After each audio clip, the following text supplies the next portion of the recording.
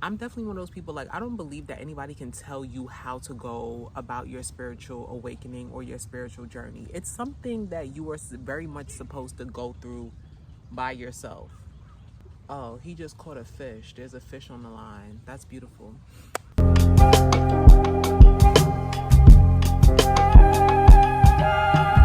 What's up? It's your girl Jaleesa. I'm back again and I have another video for you guys.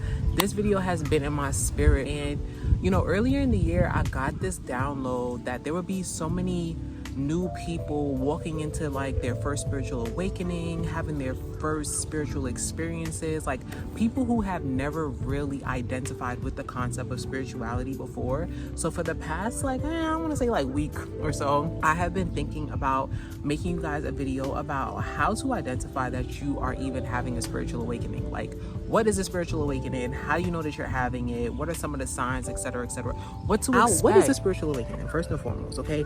There's a lot of discourse on social media about what a spiritual awakening is. There's some people who believe it's demonic. There are some people who don't even believe in spiritual awakenings. Some people get spiritual awakenings and depression mixed up. They're not one and the same. One is a symptom of another. There is a lot of information just clouding things up. I'm one of those people who believe that nobody can actually tell you how to do a spiritual awakening. Nobody can tell you specific symptoms because it's going to vary person by person. So I'm just going to tell you guys how things happened on my spiritual awakening, and hopefully it can kind of serve as some validation for you. So boom, the year is 2017, okay? Your girl is the ripe age of, I want to say 24 so bad. How old am I?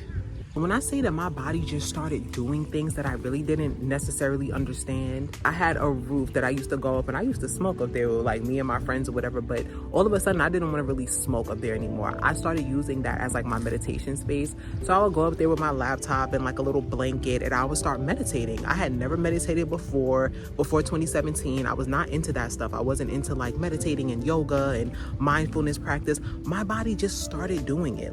There's a lot of times where you could be on autopilot during your spiritual awakening. I think I'm on a spiritual awakening right now. Those who know, you never just go through one. It is a series, because you're gonna keep learning lessons. But I remember at the time, I'm sitting on my roof and I'm meditating and I'm being drawn to different mindfulness practices. I wasn't doing yoga just yet, but I was really into moving my body. I had tried to start working out with my friend at the time.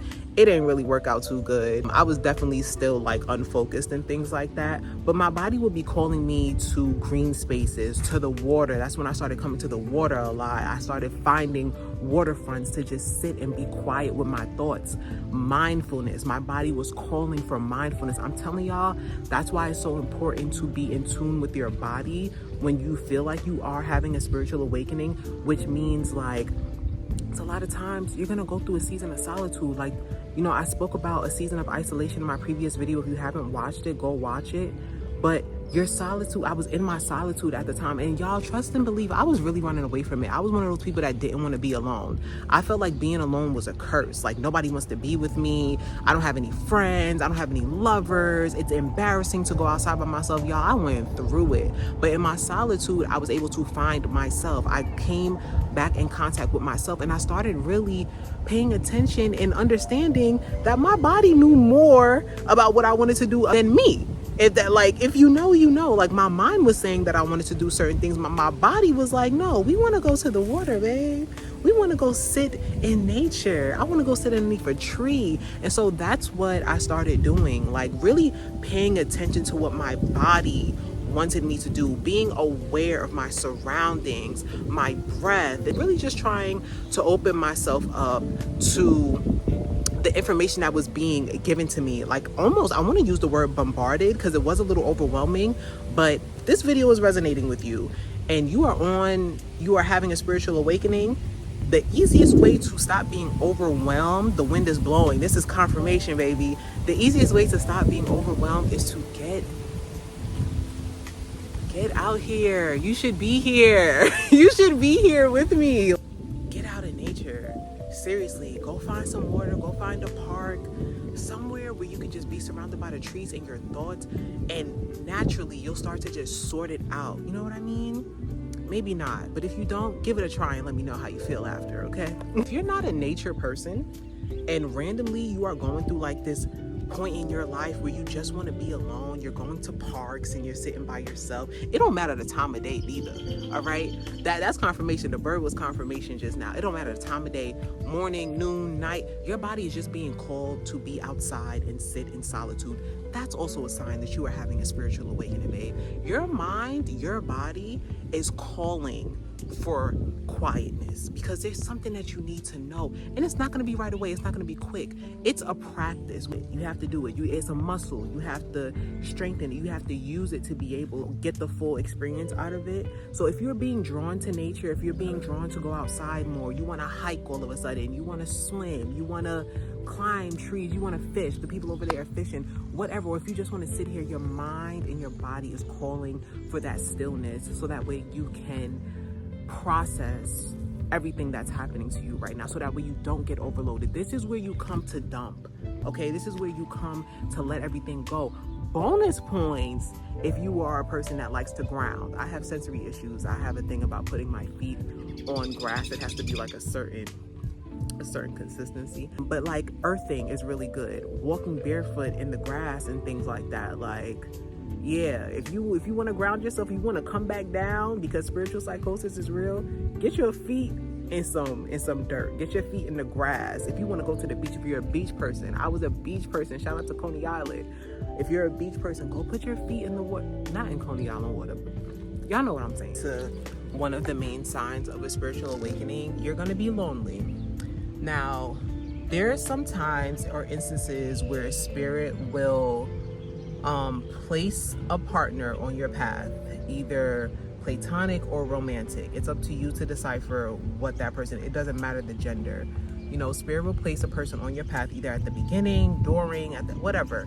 Someone to aid you and help you through the process. You know, it could be someone online, it could be someone in real life, but like pay attention to who you're drawn to and who's drawn to you around this time, and like really pay attention to the connection. Like if you know that you can speak to this person about like spiritual stuff, I would say kind of ease into it, because the path does to get lonely. Like a spiritual awakening is pretty lonely because you are supposed to be focusing on yourself. Like you probably shouldn't be focusing on romantic relationships right now. Actually, my spiritual awakening threw me into celibacy. So I've been celibate for something like, I want to say 6 years. I really want to say 6 years, probably like 5. It seems like forever. You probably won't even be interested in people for real. Like you would just be interested in yourself anyway. But like pay attention to friends. I think I said this in another video, isolation season video, because they kind of go hand in hand. Your isolation season can go hand in hand with having a spiritual awakening in some aspects. But just pay attention to who's drawn to you and who you're being drawn to. And it's really a good time to play around with your intuition. You feel me? Like if someone's on your mind, reach out to them. Like, you know, see why. You never know. Like they can hold the key to something that you've been praying for. But that's just up to you, no pressure. But yeah, I wanted to add that. Yes, it does get lonely. The best way that I have combated loneliness is 1, to pray, 2, to get outside, to get into nature. I never feel alone when I'm outside. I feel one with nature when I'm out here. Do things that make you feel good, and that will help with the loneliness. It's not going to combat it. You might still be lonely, but you know, you have to get to the point where you understand the concept that you're never alone. I'm about to talk about the part of a spiritual journey that nobody really likes to address. You gonna feel crazy, baby. Ooh, she looking good. Hey, son. Yeah, glistening. You're gonna feel crazy. You are. And that's why you need to come out into nature. That's why you need to get with the trees. That's why you need to get in some grass. You're gonna feel crazy. The people around you are probably gonna think that you're going crazy. You're gonna have certain experiences that you're probably not gonna be able to share with other people. That's just fact, yo. Like, but it's not for them. Your spiritual journey, your spiritual awakening is for you. If it was for other people, they would be going through it with you. I was very alone. Very, very alone on my spiritual awakening. I lost friends. I gained friends. I lost relationships.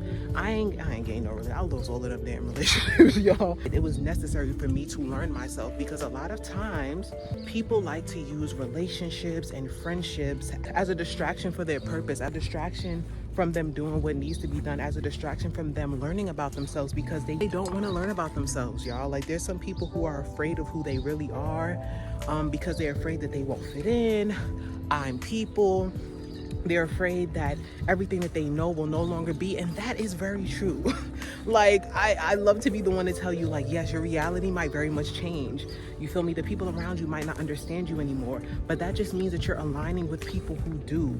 You're aligning with people who can understand you. You're aligning with people who understand your experiences, can validate that, and you guys probably can have like a joint purpose together. You know, you can't run away from it. So if the people around you are starting to kind of like give you space, or they think that you're crazy, or they're invalidating you, or they're noticing that a change is happening, you're on the right path.